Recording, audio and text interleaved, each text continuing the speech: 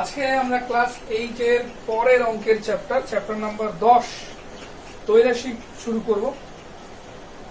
সবথেকে একটা important chapter গুলোর মধ্যে একটা ত্রৈরাশিক আমরা আজকে পড়ব। ত্রৈরাশিক নিয়ে খুব একটা আইডিয়া আমাদের এর আগে নেই, কিন্তু আমাদের যে আইডিয়াটা আমরা করতে পারি সেটা হচ্ছে আগে যখন 6-7 এ আমাদের প্রশ্নের অঙ্ক থাকতো, অর্থাৎ প্রবলেম সাম যেগুলো থাকতো সেগুলোকে আমরা লিখতাম গাণিতিক ভাষায় অঙ্কের সমস্যাটি হলো, এরকম ভাবে আমরা লিখতাম।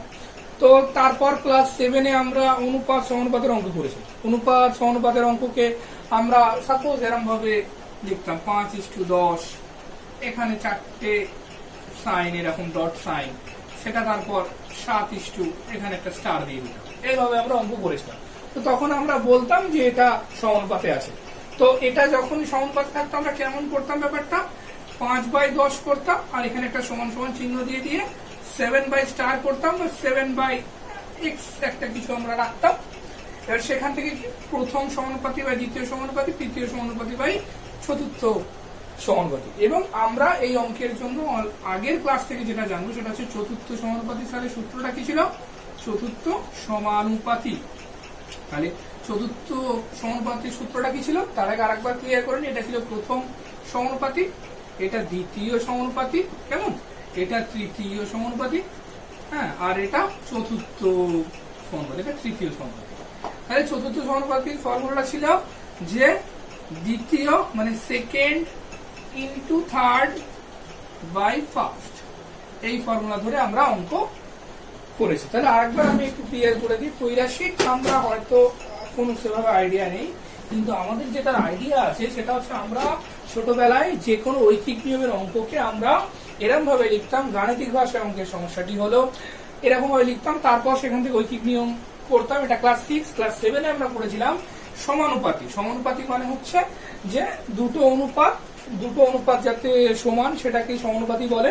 তো প্রথম সমানুপাতি দ্বিতীয় সমানুপাতি যদি সমানুপাতি দ্বারা থাকতো, প্রথম দ্বিতীয় মাঝখানে এরকম 4টে ডট, সেখান থেকে এভাবে লিখতাম। আমরা কি করতাম 5/10, 7/x এইভাবে আমরা করতাম। করার পর প্রথম বাই দ্বিতীয়, তৃতীয় বাই চতুর্থ, সেখান থেকে চতুর্থটাকে কেমন করে বার করতাম, এই ফর্মুলার সাহায্যে second into third by first. এইবার আমরা এই ক্লাসে যেটা শিখবো সেটা হচ্ছে ত্রৈরাশিক ব্যাপারটা কি।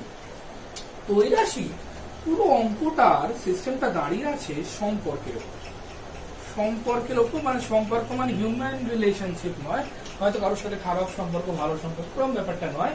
আমরা অনুপাতে কিরম করতাম বলো, সরল অনুপাত আর ব্যস্ত অনুপাত দুটো করতাম।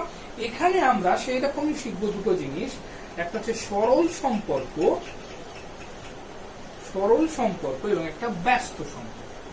কেমন, এর উপর সরল সম্পর্ক মানে হচ্ছে যখন একটা জিনিস বাড়বে, দুটো চলরাশি আছে, ধরো দুটো চলরাশির মধ্যে যখন একটার মান বাড়বে তার সাথে সাথে যদি আরেকটারও মান বাড়ে, তাহলে সেটাকে বলা হয় সরল সম্পর্ক। কিন্তু একই কথা যদি একটার মান কমে তাহলে আরেকটার মানও কমবে। এই যখন ব্যাপারটা থাকবে তখন তাকে বলবো আমরা সরল সম্পর্ক। যেমন ধরো 5টি পেনের দাম 15 টাকা, 10টি পেনের দাম নিশ্চয়ই 15 টাকার বেশি হবে।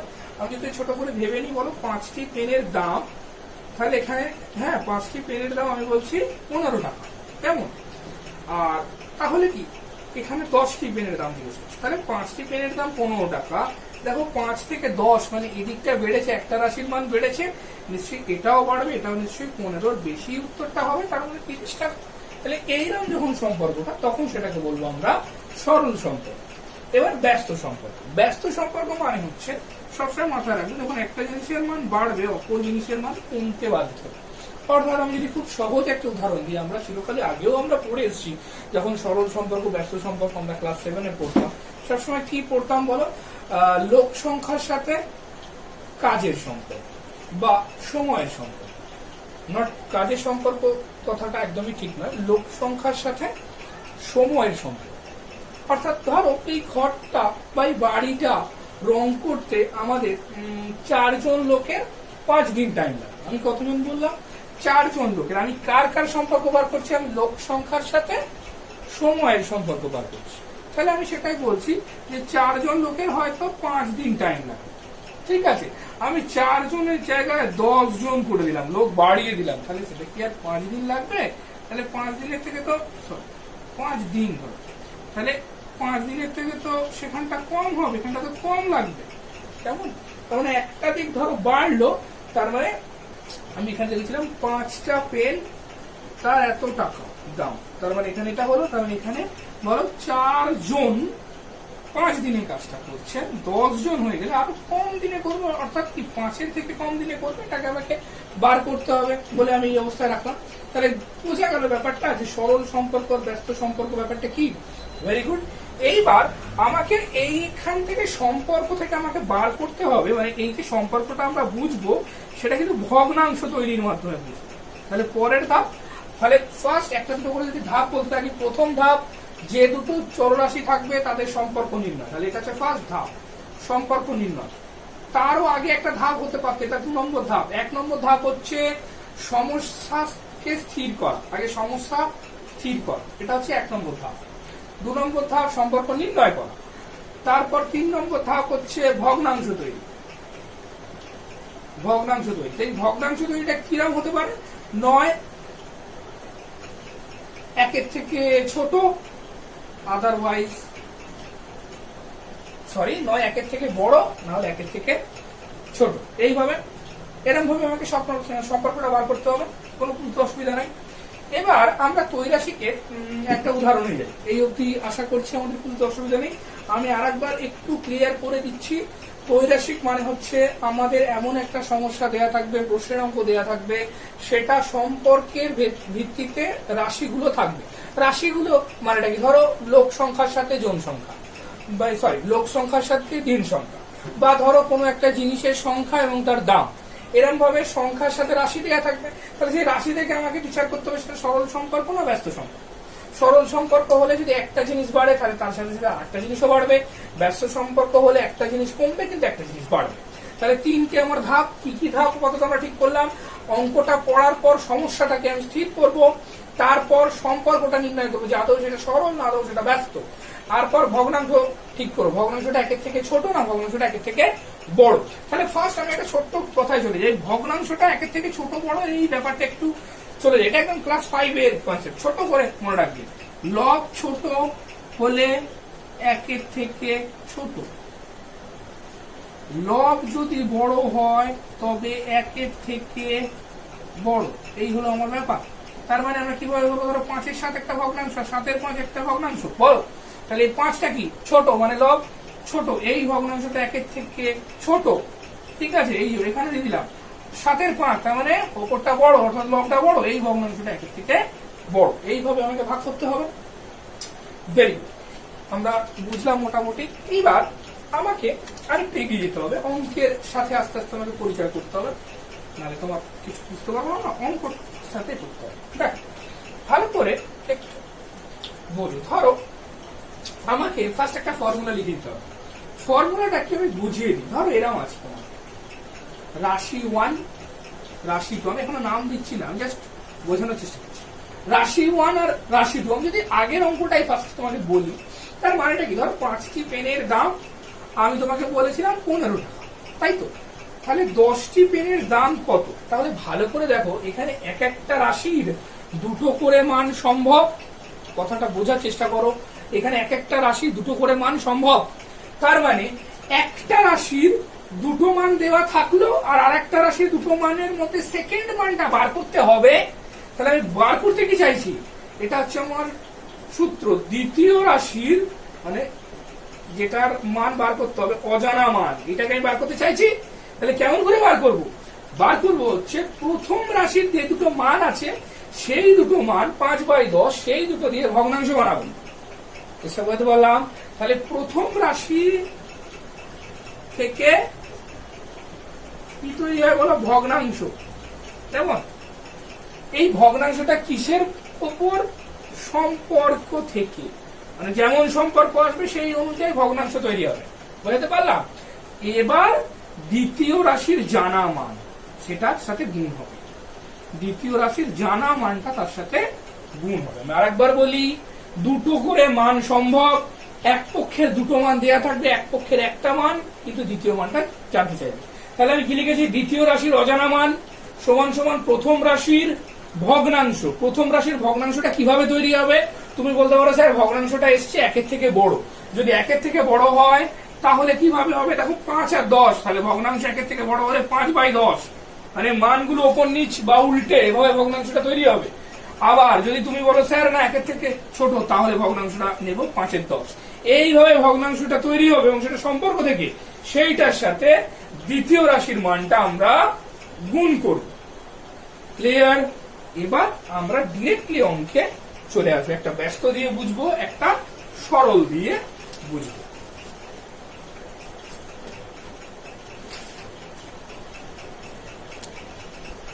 এবার আমরা উদাহরণ থেকে একটু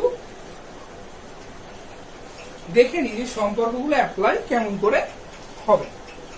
ধরো প্রথমে আমি অঙ্কটা তোমাদের একটু মুখে বলছি, তোমরা একটু শোনো। আমি একদম সমস্যা তৈরি থেকে অঙ্কটা করবো।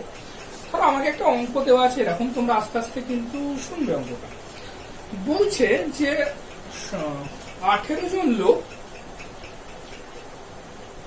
একটি নির্দিষ্ট সময়ের মধ্যে 12 বিঘা জমি চাষ করে। কি বললাম? 18 জন লোক একটি নির্দিষ্ট সময়ের মধ্যে 12 বিঘা জমি চাষ করে।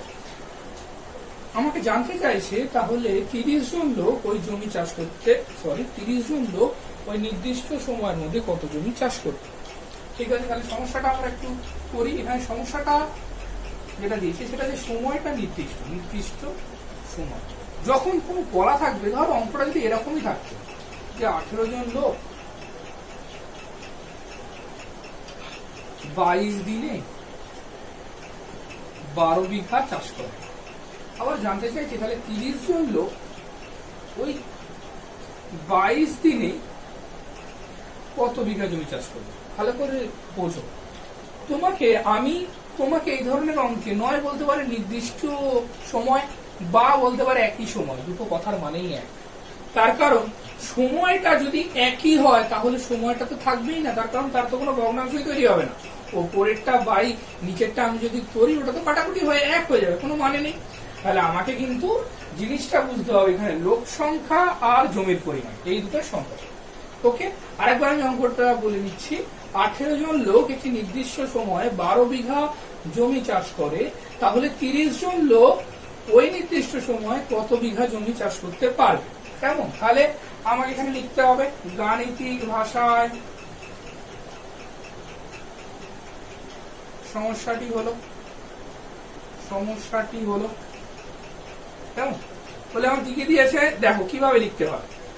রাশির নাম কি লোক সংখ্যা, রাশির একক ব্র্যাকেটে জন, এইভাবে আমাকে রিপ্রেজেন্ট করতে হবে। কেমন? তো এবার তার পাশে আমরা চলে যাই, কি বলবো, জমি পরিমাণ। এটা হচ্ছে রাশির নাম, তার মানে তুমি বলতে পারো স্যার একক বিঘা। এইভাবে আমাকে সেট করতে হবে। তাহলে এবার কি বলেছে বলো, 18 জন্য 12 কেমন 30, তাহলে 30-এর জন্য কত। ওকে, তাহলে এবার আমাকে সম্পর্ক নির্ণয়। তাহলে আমি সমস্যা নির্ণয় করে ফেলেছি, সমস্যাটাকে স্থির করে ফেলেছি, এবার সম্পর্ক নির্ণয়। সম্পর্ক মানে এটা সরল হতে পারে না ব্যস্ত হতে পারে। তাহলে ভালো করে দেখো, 18 জন লোক একটা নির্দিষ্ট সময় 12 বিঘা জমি চাষ করে। হয়তো আরো জমি রয়েছে, মানে 12 বিঘার অনেক বেশি জমি রয়েছে, কিন্তু 18 জন দিয়ে চাষ করানোর ফলে দেখা গেছে একটা নির্দিষ্ট সময় সে হয়তো 12 বিঘা চাষ করতে পেরেছে তারা। তাহলে জমির লোক যদি বাড়িয়ে দিই তাহলে আরো বেশি চাষ করবে, মানে যত লোক বাড়াবো তাহলে তত বেশি পরিমাণ চাষ হবে। যদি আমি সময়টাকে একই রাখি তাহলে 30 জন লোক যখন চাষ করবে তাহলে আরো বেশি জমি, মানে 12 বিঘা থেকে অনেক বেশি চাষ করবে। তার মানে এখানে কি দাঁড়ালো, যদি লোক সংখ্যাটা বাড়ে সেই অনুযায়ী জমির পরিমাণটাও বাড়বে। যদি লোক সংখ্যা আমি কমিয়ে দিই তাহলে জমির পরিমাণও আমার কমবে। কেমন? তাহলে এখানে আমরা সোজা ভাষায় লিখবো লোক সংখ্যা ও জমির পরিমাণ এর সম্পর্ক সরল। কেমন হয়ে গেল সরল? এবার আমরা এতক্ষণ তো এটা জানতাম না যে 1 থেকে ছোট আর বড় এটা শিখেছিলাম, কিন্তু তার বাকি ব্যাপারটা শিখিনি। এখন এবার একটু একটু করে বাকি ব্যাপারটা শিখে রাখি। স্যার হঠাৎ করে কেন একের থেকে ছোট একের থেকে বড় বললো?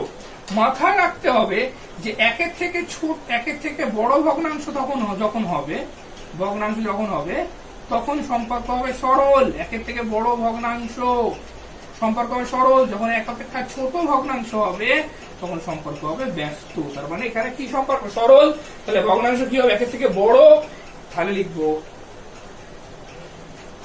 ভগ্নাংশ এক অপেক্ষা বড় এবং ভগ্নাংশটা কত সেটা এখানে লিখতে হবে। এবং এটা কেমন? এবং ভগ্নাংশটা কত? 18/30। আমি যদি ভাবি সেটা নিশ্চয়ই একের থেকে বড় নয়, তার কারণ উপরটা ছোট হয়ে যাচ্ছে। তাহলে 30/18 হবে। উল্টে গেল। আমি কি শিখেছি? যে মানটা তোমার মানে যে রাশিটার মানটা দুটোই দেওয়া থাকবে তার রাশির মানটাকে ওপর নিচ করে আমাকে ভগ্নাংশ করতে হবে। তাহলে 30/18টা ভগ্নাংশ।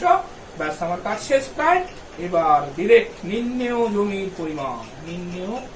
জমির পরিমাণ কত?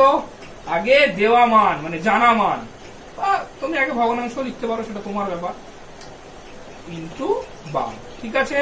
তাহলে প্রথম রাশি থেকে বানানো ভগ্নাংশ সম্পর্কের ভিত্তিতে গুণ তৃতীয় রাশির জানা মান। কেমন? সেখান থেকে আমার কি বেরোবে? দ্বিতীয় রাশির অজানা মান। ঠিক আছে?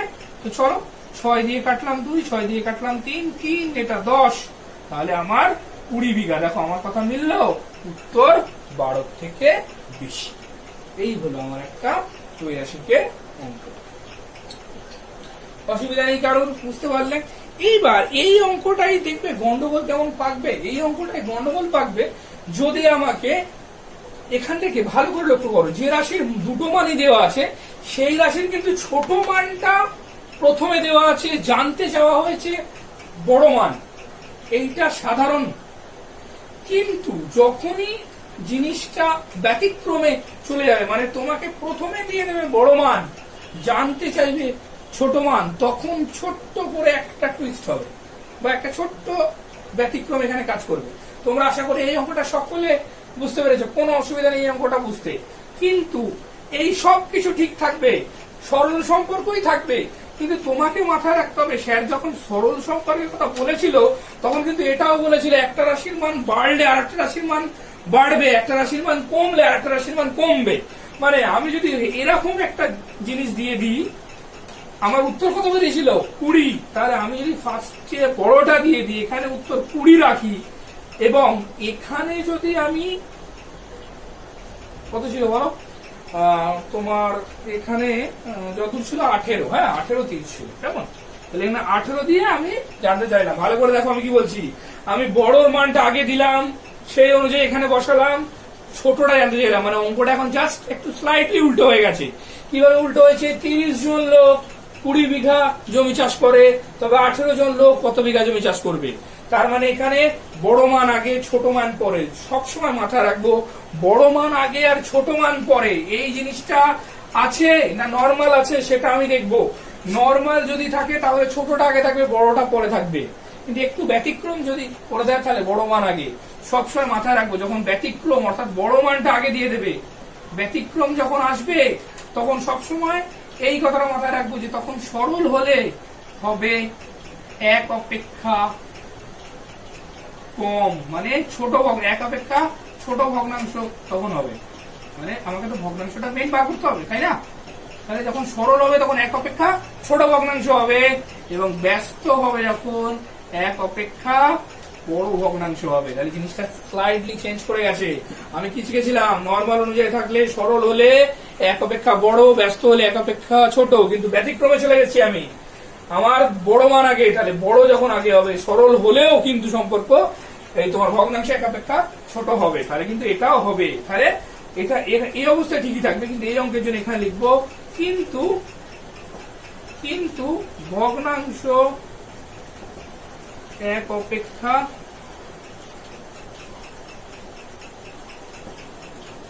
ছোট এবং কত? 18/30। এই অবধি হলো সব, বাকিটা একই। এবার আমরা কি করব? নির্ণেয় তোমার মান বার করবো, উপরে করছি মান বার করছি। তাহলে নির্ণেয় মান কত বলো? নির্ণেয় জমির পরিমাণ, নির্ণেয় জমির পরিমাণ এটা বার করছি, ঠিক আছে? নির্ণেয় জমির পরিমাণ। তাহলে দেওয়া মান কি 20, ভগ্নাংশ সেট হয়ে গেছে, কাটাকুটি করো, 3, 6, দেখো আগের উত্তর বেরিয়ে এলো, এত বিঘা।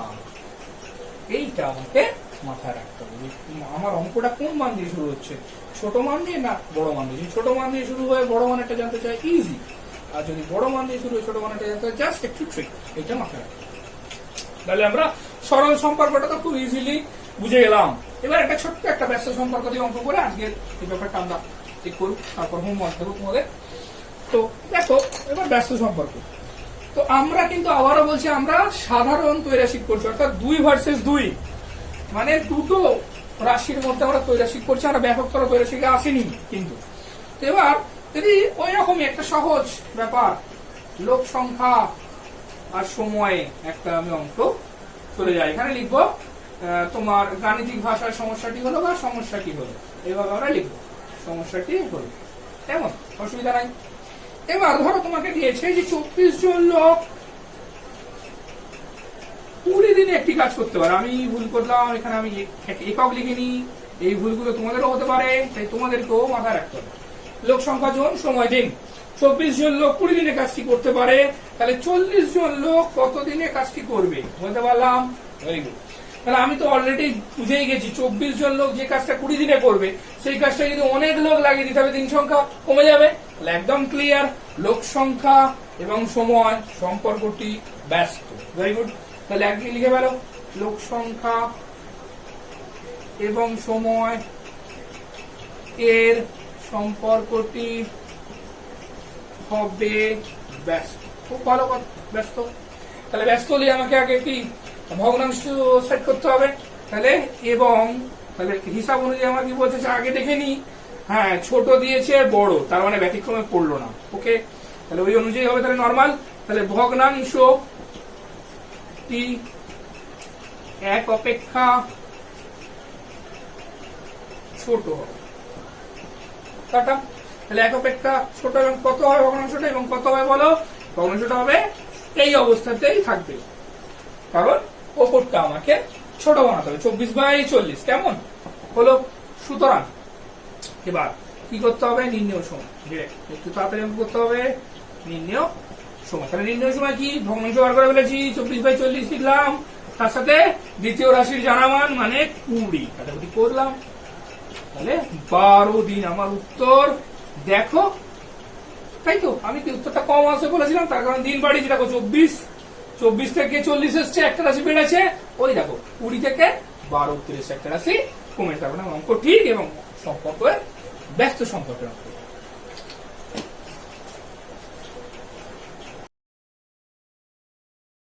আজকে আমরা আগের যে ক্লাস, সেখানে আমরা ত্রৈরাশিকের শুধুমাত্র দুটো রাশির মধ্যে ত্রৈরাশিক করেছিলাম, এবং যেখানে আমরা কি করেছিলাম বলো, দুটো রাশি ছিল, তাদের নির্দিষ্ট একটা রাশির দুটো মান ছিল, আর একটা রাশির একটা জানা মান আর একটা অজ্ঞাত মান, অজ্ঞাত মানটা বার করতে হচ্ছিল। তো আমরা কি করেছিলাম? ভগ্নাংশ বানিয়েছিলাম, ভগ্নাংশ বানাবার পর সেটা কোন সম্পর্কে পড়ছে সেই অনুযায়ী ভগ্নাংশ বানিয়েছিলাম, একের থেকে বেশি বা কম।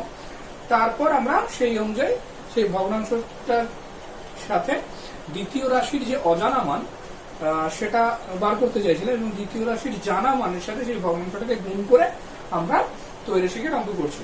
কিন্তু এখানে আমাদের ব্যাপকতর ত্রৈরাশিক, ব্যাপকতর ত্রৈরাশিক মানে হচ্ছে আগে আমরা যেগুলো করেছিলাম সেটা কিন্তু দুটো রাশি ছিল, কিন্তু এখানে ব্যাপকতর ত্রৈরাশিক মানে সেখানে মোর দ্যান 2। যখন মোর দ্যান 2 হয়ে যাবে তখন আমরা অঙ্কটা কিভাবে করব। তো চলো ফার্স্টে কতগুলো কথা একটু আমরা এই করে নিই, যখন আমাদের মোর দ্যান 2 হবে তখন আমরা কিভাবে করব। মোর দ্যান 2 এর শর্তটা আগে আমি একটু লিখে নিই। শর্তটা হচ্ছে, যে রাশির দ্বিতীয় অজ্ঞাত মানে যেটা অজানা, অজ্ঞাত বা অজানা মান বার করতে হবে, বার করতে হবে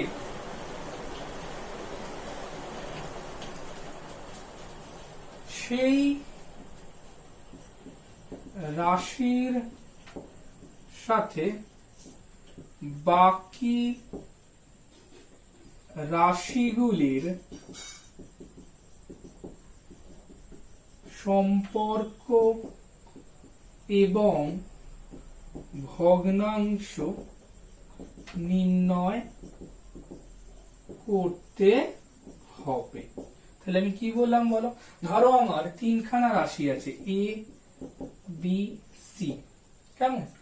তাও ধরো এই তিনখানা রাশি, এখানে ধরো 8 10 8 12, এখানে বলা হলো 20 5 কত। তাহলে আমার বার করা মানে অজানা রাশি এটা, মানে অজানা যে মানটা সেটা এটা। আমি কি করব, এই রাশির সাথে এই রাশির সম্পর্ক বার করব, তার ফলে একটা ভগ্নাংশ হবে, তার কারণে এর দুটো মান আছে। আবার এই রাশির সাথে এই রাশির একটা সম্পর্ক বার করব, তার ফলে দেখো বি এর ক্ষেত্রেও দুটো মান আছে, তার ফলে সেখানেও একটা সম্পর্ক বা একটা ভগ্নাংশ তৈরি হবে। এইবার এই দুটো ভগ্নাংশ কে দিয়ে, সাপোজ আমি তো জানি না এদের সম্পর্ক কি, আমি একটা উদাহরণ দিয়েই তোমাদের দেখাচ্ছি। এই দুটো, এটা অনেকটা নিচে হয়ে যাচ্ছে লেখা। এবার এই দুটো ধরো সম্পর্কগুলো আমাদের এরকম বেরোলো, আমি একটু উপরে লিখছি এখান থেকে, 10 এর 20 10 এর 20, এটা হয়তো ব্যস্ত বেরিয়েছে, 8 5/8 তার সাথে 12, এইভাবে আমাকে অঙ্কটা করতে হবে। কিন্তু এখানে একটা কথা তোমাদের একটা প্রশ্ন হতে পারে, স্যার এর সাথে যখন এর সম্পর্ক বার করব তখন এই রাশিটাকে কিভাবে ভাববো? একই কথা, এর সাথে যখন ধরো এর সাথে সি এর সম্পর্ক বার করব, তখন এই বি রাশিটাকে ধ্রুবক ভাববো বা একদম কনস্ট্যান্ট, মানে তোমার কোনো চেঞ্জ হবে না, ধরেই নেবো হয়তো ওই রাশিটা নেই প্রায়, এইভাবে ভেবে আমরা করব। ঠিক আছে, তো এই গেল নিয়মটা। তাহলে নিয়মটা আমি আরেকবার ছোট্ট করে রিক্যাপ করে দিচ্ছি। সেটা হচ্ছে যে রাশি, মানে তিনটে ধরো রাশি আছে, যে রাশিটার দ্বিতীয় অজ্ঞাত মান জানতে হবে, সেই রাশিটার সাথে বাকি দুটি রাশির সম্পর্ক এবং ভগ্নাংশ তোমায় বার করতে হবে, এবং সেই ভগ্নাংশের সাথে ওই রাশির যেটা জানা মান তার সাথে গুণ করার ফলে আমার ব্যাপকতর ত্রৈরাশিকের ফাইনাল আনসার বেরোবে। কেমন? আমি ধরো বই থেকেই তোমাদের একটা অঙ্ক আমি তুলেছি, সেটার একটা উদাহরণ হিসাবে ধরো একটা অঙ্ক আমি পড়ছি, শোনো জাস্ট। 8টি গরু 15 দিনে 4 কাহন খড় খায়। কাহন একটি পরিমাপের একক, 8টি কাহন। তবে বর্ষার দিনে 10টি গরুকে 72 দিন, আরেকবার পড়ছি, তবে বর্ষার দিনে 10টি গরুকে 72 দিন খড় খাওয়াতে কতটা খড়, মানে কত কাহন খড় তোমার লাগবে? এই হলো অঙ্ক। তো তাহলে এখানে ফার্স্টে আমরা কিরকম ভাবে শিখেছি বলো? গাণিতিক ভাষায় সমস্যাটি হলো গাণিতিক ভাষায় সমস্যা বলে লিখবো। আমরা কিভাবে লেখা শিখেছি? রাশি তার ব্র্যাকেটে একক, একদম সুন্দরভাবে শিখবো। এইভাবে আমরা লেখা শিখেছি। তো এইবার এখানে কি কি রাশি আছে আমরা চেষ্টা করব যেটা অজ্ঞাত সেটাকে একদম এন্ডে দেবার বা লাস্টে দেবার। এবার এখানে রাশি আছে, দেখো গরুর সংখ্যা, গরুর সংখ্যা, ওকে। তারপর সময়, সময় ব্র্যাকেটে দিন, কেমন? আর বলো খড়ের পরিমাণ, খড়ের পরিমাণ। এই হলো আমার তিনটে তোমার রাশি যেখানে খড়ের পরিমাণ কাহন। এবার একটু আমি ভ্যালুগুলো বসাই। 8টি গরু 15 দিনে খাবে 4 কাহন খড়, তাহলে 10টি গরু 72 দিনে কতটা খড় খাবে? চলো এইবার ভালো করে আমাদের বুঝতে হবে, কারণ একটা রাশির সাথে একটা রাশির সম্পর্ক বার করব, এবং যেখানে যে থার্ড যে মিডল পার্সন সে কিন্তু অফ থাকবে, মানে তোমার ধ্রুবক থাকবে। তাহলে ফার্স্টেই আমি গরুর সংখ্যার সাথে খড়ের পরিমাণ বার করবো। তাহলে আমরা ভাববো এভাবে, দেখো তাও গরুর সংখ্যার সাথে খড়ের পরিমাণ, তাহলে আমাকে কি বলতে হবে? আমাকে এই সময়টা তার মানে ধ্রুবক, সময়টার কোনো চেঞ্জ নেই। তাহলে সময়টার চেঞ্জ এটাকে কেমন করে ধরবো? তোমার 8টি গরু যে সময় 4 কাহন খড় খায়, ওই একই মানে 8টি গরু যত দিনে 4 কাহন খড় খায়, কারণ এখানে তো কিছু বলাই যাবে না, এটা পুরো কনস্ট্যান্ট, এটা কেন হাত চাপা দিতে হবে এরকম ভাবে দিয়ে ভাবো 8টি গরু যে সময় 4 কাহন খড় খায়, 10টি গরু ওই একই সময় নিশ্চয়ই আরো বেশি খড় খাবে। তাহলে গরুর সংখ্যা বাড়লে খড়ের পরিমাণ বাড়বে। তাহলে সম্পর্কটা কি সরল। ওকে, এবং সম্পর্কটা ফার্স্ট আমি কি চেক করতে বলেছে আগে থেকে, যে এটা ছোট দিয়ে শুরু বড়তে তারপর, তার মানে এটা নর্মাল কেস, এখানে কোনো ব্যতিক্রম নেই। তাহলে আগেই লিখে ফেলো গরুর সংখ্যা এবং খড়ের পরিমাণ এর সম্পর্কটি হলো সরল এবং ভগ্নাংশ কত একের থেকে বড়, এবং ভগ্নাংশ হবে 10/8। একটা হলো, কোনো অসুবিধা নেই আমাদের বুঝতে। একটা হলো, এবার দেখো এটা হয়ে গেল। এবার তাহলে সময়ের সাথে খড়, তাহলে গরুর সংখ্যা তখন একই রাখবো, মানে ধ্রুবক, একদম চেঞ্জ হবে না। মানে গরুর সংখ্যাটা আমি নাই বলবো, মানে একদম বাদ। মানে তাহলে কি বলবো, যতগুলো গরু, কারণ সংখ্যাটা তো তোমাকে প্রকাশ করা যাবে না, তাহলে যতগুলো গরু 15 দিনে 4 কাহন খড় খায়, ওই ততগুলোই গরুকে যদি আমি 72 দিন খাওয়াই, তাহলে কি খড়ের পরিমাণ বেশি লাগবে। সোজা কথা, 15 দিনে 4 কাহন যদি খায়, কত গরু সংখ্যা সেটা আমার জানা দরকার নেই, ওটা ধ্রুবক। তাহলে যতগুলো গরু 15 দিনে 4 কাহন খায়, 15 থেকে 72 দিন সময় বাড়লো, তাহলে খড়ের পরিমাণ বাড়বে। তাহলে এখানেও এটা সরল সম্পর্ক। তাহলে একই কথা, সময় এবং খড়ের সম্পর্কটি সরল এবং ভগ্নাংশ কত হবে বলো, 72 উপরে 1 থেকে বড়, 72/15 হলো। এই আমাদের দুটো ভগ্নাংশ বেরিয়ে গেল। এবার আমাদের ডিরেক্ট আনসার, একদম মুছলাম উপরটা আমি। তাহলে এবার কি বার করতে বলেছে, খড়ের পরিমাণ। তাহলে সুতরাং নিম্নেয় খড়ের পরিমাণ, দুটো ভগ্নাংশ আগে লেখো। ফার্স্ট ভগ্নাংশ 10/8 লিখলাম, পরের ভগ্নাংশ 72/15 লিখলাম। তাহলে জানা মান যেখানে বার করতে বলেছিল ইন্টু 4, কাটাকুটি করলেই উত্তর আমার। কাটো, 2, 5, 3, 24, তাহলে 24 কাহন খড় লাগবে। এই হলো আমাদের ত্রৈমাসিকের সম্পূর্ণ চ্যাপ্টার। তোমরা বই দেখে করার চেষ্টা করো।